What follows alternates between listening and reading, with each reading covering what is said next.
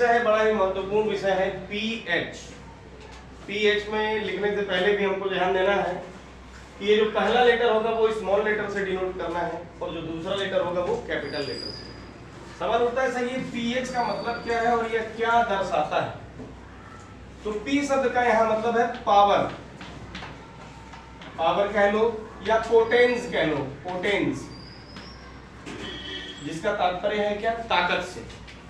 और एक्स ये क्या डिनोट करता है, यह एक्स शब्द ये डिनोट करता है हाइड्रोजन आयन का कॉन्सेंट्रेशन।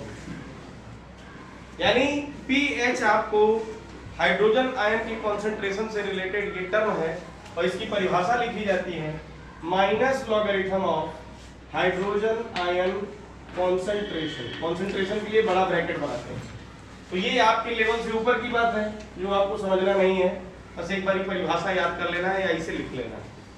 लेकिन अगर आपसे पूछा जाए पीएच क्या है तो कहेंगे पीएच एक स्केल है जो हाइड्रोजन की क्षमता को बताता है या यह बताता है कि किसी दिए गए सॉल्यूशन में कितनी मात्रा में हाइड्रोजन आयंस प्रेजेंट हैं। अब सवाल उठता है कि सर सिर्फ क्या ये हाइड्रोजन आयन को ही बताता है। देखिए ये पीएच स्केल है, यहाँ पर इसमें दिखा दिया इसने क्या, इस तरफ ये एसिड के बारे में बता रहा है और नीचे की तरफ बेस के बारे में बता रहा है। आप अगर ध्यान से इस स्केल को देखिए तो यहाँ पर 3 बिंदु मैंने बना रखे हैं जो मुख्य तौर पर हैं। हालांकि इसमें 1 2 3 4 5 6 ये भी रहेंगे 8 9, लेकिन हमें इन पे चर्चा नहीं करनी। हमारी चर्चा का विषय ये है कि क्या क्या उपस्थित है। तो यहाँ पर देखिए आपने देखा है इस स्केल में कि अगर कोई एसिड है तो एसिड का क्या मतलब है कि एसिड का पीएच जो होगा, ये एक पीएच स्केल है, वो 7 से कम होगा और जो बेस होगा उसका पीएच स्केल 7 से ज्यादा होगा पीएच वैल्यू। और जो 7 के करीब हो वाले एसिड्स होंगे, जैसे किसी का पीएच 6 हो 5 हो 4 हो, तो ये वीक एसिड्स होंगे। लेकिन जो 0 के आसपास के होंगे, जैसे 1 पीएच वाला 2 पीएच वाला या 3 पीएच वाला, तो वो क्या होंगे, स्ट्रॉन्ग एसिड्स होंगे। जबकि इधर भी अगर आप देखें तो 8 9 10 7 8 9 के करीब जो पीएच वाले होंगे वो वीक बेस होंगे। लेकिन जो 12 13 या 14 पीएच वाले होंगे वो स्ट्रॉन्ग बेसेस होंगे। तो ये आपका पीएच स्केल आपको बेस और एसिड का आइडिया दे देता है। सवाल उठता है कि सर एसिड क्या है। तो आप देख पा रहे होंगे इस ग्राफ के माध्यम से कि ये जो ग्राफ मैंने बना रखा है इसमें H+ आयन का कंसंट्रेशन आप देख रहे हैं कि जैसे जैसे आप 7 के करीब पहुंच रहे हैं H+ आयन की कंसंट्रेशन कम होती जा रही है और जैसे जैसे आप पीछे की तरफ बढ़ रहे हैं इसका एरिया बढ़ता जा रहा है हाइड्रोजन आयन का। अर्थात इधर के पास यानी 1 2 या 0 के आसपास जो एसिड्स होंगे वो बहुत ही स्ट्रॉन्ग एसिड्स होंगे। तो सवाल आपसे पूछा गया एग्जाम में कि क्या जो बेस होंगे, जो बेस है जो इसके इधर वाले हैं, क्या इनके पास भी H+ आयन मौजूद है। तो आपका उत्तर होगा बिल्कुल सर। आप देखिए थोड़ा सा एरिया जरूर है इनका, इनके पास H+ आयन की मात्रा जरूर है, लेकिन क्या है H+ आयन की मात्रा OH- की तुलना में क्या है, बहुत ही कम है, जिसकी वजह से क्या होता है, बेसिक इफेक्ट ज्यादा दिखाई देता है जबकि एसिडिक इफेक्ट कम दिखाई देता है। तो बेस की भी यही पहचान है कि जैसे 12 13 14 के करीब आप जाएंगे तो इसमें OH- ने ज्यादा एरिया ऑक्यूपाई कर रखा है, जबकि इधर जब आप जाएंगे तो एरिया धीरे धीरे कम होता जा रहा है। यानी एसिड में भी OH- है लेकिन कंपैरेटिवली H+ के क्या है, बहुत कम है। तो ये हो गया आपके पीएच स्केल। और इसमें लिखा है कि जैसे जैसे आप आगे बढ़ेंगे increase in hydrogen ion concentration, जबकि जैसे जैसे आप इधर राइट साइड में बढ़ेंगे तो decrease in hydrogen ion concentration. हम अगर पीएच की परिभाषा बताते हैं तो OH की चर्चा जनरली नहीं करते हैं, आपके H+ आयन के ही माध्यम से हम दर्शा देते हैं कि कौन सा एसिड है और कौन सा बेस है। आइए अब हम पढ़ते हैं हमारे जो वास्तविक जीवन में पीएच का क्या महत्व है। सबसे पहले हमने पॉइंट लिखा प्लांट्स एंड एनिमल्स।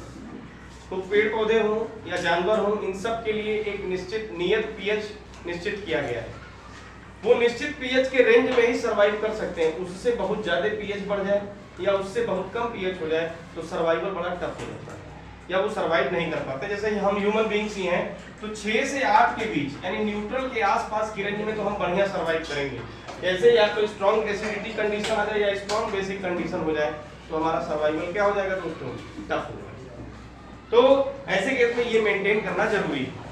सवाल होता है कि सर जैसे कोई उदाहरण दीजिए, जैसे आप देख लीजिए पौधे और एनिमल में अगर मान लीजिए एसिड रेन हो जा रहा है एसिड रेन हुआ तो क्या होगा? एसिड रेन बरसाती पानी है, बरसात का पानी, वो कब ऐसा बनता है? जब वायुमंडल में सल्फर डाइऑक्साइड या नाइट्रोजन डाइऑक्साइड या नाइट्रोजन ट्राइऑक्साइड इस तरह की गैसों की मात्रा, जो कि प्रदूषणकारी गैसें हैं, इन गैसों की मात्रा जब वायुमंडल में बहुत हो जाती है तो बरसात के पानी के साथ ये मिलकर, बरसात के पानी का फार्मूला क्या हो जाएगा? H2O। ये H2O इस सल्फर डाइऑक्साइड या इस नाइट्रोजन डाइऑक्साइड से मिलकर के क्या करते हैं? स्ट्रॉन्ग या वीक प्रकार के एसिड्स बना देते हैं। और यह एसिड जब बरसात के पानी के साथ जमीन पर गिरता है या किसी मनुष्य या किसी जानवर के शरीर पर पहुंचता है तो उसे भी हानि पहुंचाता है।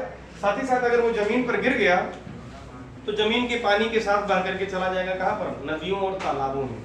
तो जो एक्वेटिक ऑर्गेनिजम्स हैं वो भी उस एसिड के प्रभाव में आ जाते हैं, उनका भी कॉन्सेंट्रेशन कम हो जाता है, पीएच वैल्यू कम हो जाती है, और जिसकी वजह से एसिडिक माहौल में उनका सर्वाइवल भी क्या हो जाता है? टफ हो जाता है, उनका जीना भी मुश्किल हो जाता है। सवाल उठता है कि सर कौन सा एसिड बना देगा ये H2O सल्फर डाइऑक्साइड के साथ मिलकर के? तो ये बना देगा सल्फ्यूरिक एसिड H2SO4। और ये क्या बना देगा? नाइट्रोजन के ऑक्साइड्स क्या बना सकते हैं सर? HNO3 बना सकते हैं, नाइट्रिक एसिड। तो इस तरह के एसिड जब बनेंगे तो इस तरह की बरसात को कहते हैं एसिड रेन। तो इस तरह की एसिड रेन हानिकारक है। ये आप वीनस, आपका शुक्र ग्रह जो है, शुक्र ग्रह पर जीवन संभव नहीं है। पूछा जाता है इसके पीछे कारण क्या है? तो शुक्र ग्रह पर जीवन इसलिए संभव नहीं है क्योंकि वहां पर जो वातावरण है, जो वहां का एटमॉस्फेयर है, उस एटमॉस्फेयर में यही सल्फ्यूरिक एसिड की मात्रा बहुत ज्यादा है। अब सल्फ्यूरिक एसिड की मात्रा जब बहुत ज्यादा होगा तो क्या होगा नुकसान? सर इस सल्फ्यूरिक एसिड की प्रेजेंस में सांस लेना मुश्किल हो जाएगा। हमारे आपके एटमॉस्फेयर में क्या है? Hydrogen, carbon dioxide, nitrogen, sulphur dioxide, ऐसी विभिन्न प्रकार की बहुत सारी गैसें हैं जिसमें ऑक्सीजन का परसेंटेज लगभग 21% है। तो इस वजह से हमारा सर्वाइवल आसान है। लेकिन उस शुक्र ग्रह पर जीवन संभव इसीलिए नहीं है क्योंकि वहां के वातावरण में बहुत ज्यादा मात्रा किस एसिड की है? Sulphuric acid. तीसरा आता है डाइजेस्टिव सिस्टम में भी आपके पीएच का बड़ा महत्व है। कभी कभी शादियों, पार्टियों या किसी शुभ अवसर पर हम अगर खाने पीने का सामान देख लेते हैं, अगर वो खाने पीने का सामान हमारी पसंद का हुआ तो हम बहुत आवश्यकता से अधिक खा लेते हैं। तो जब आवश्यकता से अधिक खा लेंगे तो क्या होगा? हमारे स्टमक से जो HCl या गैस्ट्रिक जूस जो निकलता है बहुत ज्यादा मात्रा में निकलने लगता है। अब बहुत ज्यादा मात्रा में उसको पचाने के लिए निकला, लेकिन कुछ हद तक उसका उपयोग हुआ, कुछ हद तक उपयोग नहीं हो पाया। तो ऐसी सिचुएशन जब पेट में बन जाती है तो बड़ा अजीब सा महसूस होता है व्यक्ति को, पेट में दर्द सा भी महसूस हो सकता है, जलन सी महसूस हो सकती है। तो ऐसी सिचुएशन में जो है झेल पाना इस परिस्थिति को बड़ा मुश्किल हो जाता है। इस सिचुएशन को कहते हैं एसिडिटी, कि पेट में एसिडिटी हो गई है। अब क्या करें भाई? तो पेट में एसिडिटी हो गई है तो इनो पी लीजिए। इनो नेचर में कैसा है? बेसिक। जिसमें झाग बन रहा है वो क्या है? बेस है। तो उस बेसिक को अगर आप पी लेंगे तो हो सकता है कि आपके पेट को आराम मिले। या उससे भी अच्छा उपाय है milk of magnesia, MgOH2। Milk of magnesia की एक खासियत है, यह क्या करता है? सीसी में मिलेगा, सफेद रंग का पाउडर होता है या सफेद रंग का सोल्यूशन होगा, इसको पानी में मिला करके हम पी लेते हैं या ऐसे ही पी जाते हैं। तो ये क्या करता है? चूंकि ये बेस है और पेट के अंदर क्या बना है? एसिड। तो बेस और एसिड मिलकर के एक दूसरे को न्यूट्रलाइज कर देंगे, इससे हमारे पेट को सुकून मिलेगा और हम फिर से बेहतर महसूस कर पाएंगे। चौथा पीएच का उपयोग बताया टूथ डिके में। जो हमारे दांत हैं बड़े ही मजबूत हिस्से हैं हमारे शरीर के, और दांत का भी सबसे मजबूत हिस्सा आपने नाम सुना होगा इनेमल का। इनेमल क्या है? इनेमल कैल्शियम और फास्फोरस से बनी हुई एक लेयर है जो हमारे दांत के ऊपर पाई जाती है, और ये हमारे दांत के ऊपर पाए जाने वाला हार्डेस्ट सबस्टेंस है, सबसे मजबूत सबस्टेंस। तो सर हार्डेस्ट है तो इसका मतलब कि ये मजबूत से मजबूत चीजों को तोड़ने काटने में हमारी मदद करता है। आप देखते होंगे हम अपने दांत से कड़े से कड़ा चना चबा जाते हैं, हम अपने दांत से मजबूत से गन्ने को छील देते हैं, तो हमारे दांत में इनेमल की प्रेजेंस से बड़ा ही हार्ड सबस्टेंस है। तो इसका ये भी मतलब है कि सर ये पानी से इसमें कोई विचलन नहीं आने वाला, इसमें कोई संक्षारण होने वाला नहीं। लेकिन अगर इस पर एसिड पड़ने लगे तो ये भी धीरे धीरे क्या होने लगते हैं, कोरोड होने लगते हैं, कमजोर होने लगते हैं। अब हमने क्या किया, रात में भोजन किया, भोजन करने के बाद मुंह धुलना भूल गए, मुंह में कुल्ली करना भूल गए, तो क्या होगा, जो खाने के पार्टिकल्स है वो हमारे दांतों के गैप में फंसे रह गए और जिसकी वजह से बैक्टीरियाज का अटैक हुआ और वो बैक्टीरिया क्या करने लगे, उस खाने को खाना शुरू कर दिया और वहां के पूरे मुंह के माहौल को एसिडिक कर दिया। यानी जो नॉर्मली हमारे मुंह का पीएच 7 था, अब वो धीरे धीरे कम होते होते 6 या 5 पहुंच गया। तो जब 6 या 5 पहुंच जाता है तो ऐसे केस में हमारे मुंह का एसिडिटी जब बढ़ गई हमारे मुंह में, तो ऐसे केस में हमें क्या करना होगा, फिर से न्यूट्रल व्यवस्था करनी होगी। अदरवाइज हमारा ये जो इनामल है वो धीरे धीरे क्या होने लगेगा, कोरोड होने लगेगा। तो हम न्यूट्रल व्यवस्था कैसे कर सकते हैं, टूथपेस्ट अपने ब्रश में लगा करके खूब करते हैं सुबह सुबह उठने के बाद। रात में सोने से पहले भी हमें एक बार ब्रश करना चाहिए और सुबह उठने के बाद भी, ताकि क्या हो कि मुंह का माहौल जब बेस और एसिड आपस में मिलेंगे तो मुंह का माहौल फिर कैसा हो जाएगा, न्यूट्रल हो जाएगा। तो न्यूट्रल हो जाएगा तो हमारे दांत संक्षारित नहीं होंगे। अगर एसिडिक बना रहा 3-4 दिन हम ब्रश नहीं करते, कुछ शौकीन लोग ऐसे भी हैं जो ब्रश ही नहीं करते हैं, मुस्कुराते हुए चल देते हैं। तो जब ब्रश नहीं करेंगे तो धीरे धीरे दांत तो पीले पड़ ही रहे हैं, साथ ही साथ ये इनामेल कमजोर होता जा रहा है। फिर आपके धीरे धीरे दांत और मसूड़ों में ये गड्ढे बनाएंगे और आपके दांत मसूड़ों को पूरी तरह से कमजोर कर देंगे, मुंह से बदबू आना, आपके पास कोई बैठना नहीं चाहे। तो ऐसी स्थिति में आपको क्या करना चाहिए, दिन में 2 बार ब्रश करना चाहिए और अपने दांतों को साफ रखना चाहिए। जब भी आप खाना खाएं तो एक बार पानी से गलारा कर लें और भोजन के पार्टिकल को दांत में फंसने ना रहने दें। उसके बाद सबसे आखिरी दिया self defence of animals and plants. जानवर हो या पौधे अपना बचाव भी करते हैं, किसकी वजह से, इस एसिड या बेस, इस तरह की प्रकृति ने उनको सुविधाएं दे रखी हैं ताकि उनको कोई परेशान न कर सके। जैसे आप अगर देखें मधुमक्खी या हाड़ा को अगर आप देखें, या आपने देखा होगा कोई और ऐसे जानवर जो क्या करते हैं, जनरली डंक मार देते हैं। तो जो डंक मारने वाले जानवर हैं एक्चुअली वो क्या करते हैं, आपके अंदर एक एसिड छोड़ते हैं। जनरली जैसे मान लीजिए चींटी है, चींटी आपके अंदर कौन सा एसिड छोड़ेगी, मिथेनोइक एसिड। मिथेनोइक एसिड आपके अंदर डाल देगी। क्यों वो डाली है, अगर वो न डालें तो उसकी सुरक्षा नहीं, आप डरते हैं या कोई भी उसका जो प्रेडेटर है वो इसके इसी एसिड के डर से उसके पास नहीं जाता है। तो प्रकृति ने उसके पास ये व्यवस्था दे रखी है कि वह कोई भी जानवर जो मजबूत हो उसको डरा ना सके। हनी बी के पास भी ऐसी व्यवस्था है, न मिले तो आप ताली बजा देंगे, मर जाएगा बेचारा। तो उसके पास दे रखे हैं डंक उन्होंने, कि वो भी क्या कर सकता है, आपके अंदर मिथेनोइक एसिड ट्रांसफर कर देगा अगर कोई प्रेडेटर उसको मारना चाहे या शिकार करना चाहे तो। लेकिन कभी कभी वो जब सिर्फ घबरा मात्र करके भी आपको काट लेते हैं, सिर्फ इस डर से कि हो सकता है प्रेडेटर मुझे नुकसान पहुंचा दे, तो आपको काट दिए तो उन्होंने क्या कर दिया, मिथेनोइक एसिड आपके अंदर ट्रांसफर कर दिया।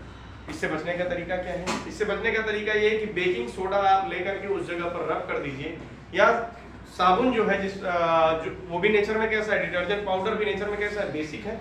उन जगहों पर अगर आपने क्या कर दिया, रगड़ दिया, तो वो जगह फिर से क्या हो जाएंगी, एसिड और बेस की मुलाकात होगी, तो फिर से क्या प्रोसेस हो जाएगी, न्यूट्रल बन जाएगा और आपको दर्द से आराम मिल जाएगा। दूसरा, प्लांट्स के अंदर भी ये व्यवस्था दी गई है। अगर आप कभी जंगल में जा रहे हो और आपका शरीर टच हो जाए इस प्लांट से, प्लांट का नाम है नेटल। नेटल नाम का ये जो पौधा है, इसकी पत्तियां थोड़ी सी देखने में तो इस प्रकार की हैं, लेकिन इन पर बहुत छोटे छोटे कांटे जैसी संरचना है। तो इन कांटे जैसी संरचनाओं से क्या करते हैं, आपके अंदर मिथेनोइक एसिड ट्रांसफर कर देते हैं, जिसकी वजह से व्यक्ति क्या होता है, बिल्कुल जलन मचने लगती है। तो प्रकृति ने इसके साथ साथ एक व्यवस्था दे रखी है इस जलन से निजात पाने के लिए, कि इसी पौधे की जड़ के आसपास या थोड़ी दूर पर एक और पौधा पाया जाएगा जिसका नाम है डॉग प्लांट। तो डॉग प्लांट अगर होगा तो उसके रस को अगर आप उस जगह पर, जलती हुई जगह पर लगा लेंगे तो कैसा हो जाएगा, फिर से प्रोसेस न्यूट्रलाइजेशन की हो जाएगी और मामला एकदम ठंडा हो जाएगा, फिर से जो गर्म हुआ था शरीर का वो हिस्सा तो फिर से नॉर्मल हो जाएगा। तो प्रकृति की ये व्यवस्था पीएच का एक बड़ा महत्वपूर्ण उदाहरण है। एक आखिरी बिंदु जो मैं आपसे डिस्कस करने जा रहा हूँ कि कोई भी एसिड कब कहा जाएगा कि ये कॉन्सेंट्रेटेड है, या कोई भी कब कहा जाएगा कि ये कम कॉन्सेंट्रेटेड है। जैसे मान लीजिए 3-4 एसिड मैंने ले लिए, मैंने ले लिया HCl, मैंने ले लिया H2SO4 और मैंने ले लिया क्या, acetic acid. Acetic acid, 3 acid ले लिए। अब इनमें से कौन सा स्ट्रॉन्ग एसिड है, कौन सा वीक एसिड है, ये तो आप तुरंत बता देंगे कि सर ये दोनों क्या है, स्ट्रॉन्ग एसिड है और ये एक वीक एसिड है। तो स्ट्रॉन्ग एसिड की परिभाषा क्या हुई? स्ट्रॉन्ग एसिड की परिभाषा ये हुई कि अगर मान लीजिए दो एसिड हमने लिए और दोनों के एक एक मोल लिए, इसका हाइड्रोक्लोरिक एसिड का भी एक मोल और एसिटिक एसिड का भी एक मोल, दोनों के एक मोल हमने लिए, और इसके एक मोल में, हाइड्रोक्लोरिक एसिड के एक मोल में और एसिटिक एसिड के एक मोल में देखा गया कि हाइड्रोक्लोरिक वाले में क्या हुआ, हाइड्रोजन आयन की कॉन्सेंट्रेशन बहुत ज्यादा थी, जबकि एसिटिक एसिड वाले में हाइड्रोजन आयन की कॉन्सेंट्रेशन क्या थी, कम थी। तो किसी दो एसिड के बीच में, किसी दो एसिड के एक मोल में अगर हाइड्रोजन आयन की कॉन्सेंट्रेशन किसी एक में बहुत ज्यादा है और एक में कम है, तो जिसमें ज्यादा है वो एसिड कहलाएगा कॉन्सेंट्रेटेड एसिड, और जिसमें ये कम होगा वो कहलाएगा क्या, वीक एसिड, जो कि रिएक्शन करने में जनरली लैब्स में आपको वीक एसिड ही दिए जाते हैं प्रयोग करने के लिए, क्योंकि कॉन्सेंट्रेटेड एसिड ऐसे हो सकते हैं जो आपको जला दें या आपको हार्मफुल इफेक्ट दे दें। तो उम्मीद है कि आपको वीडियो पसंद आया होगा दोस्तों। धन्यवाद, आपका दिन शुभ हो।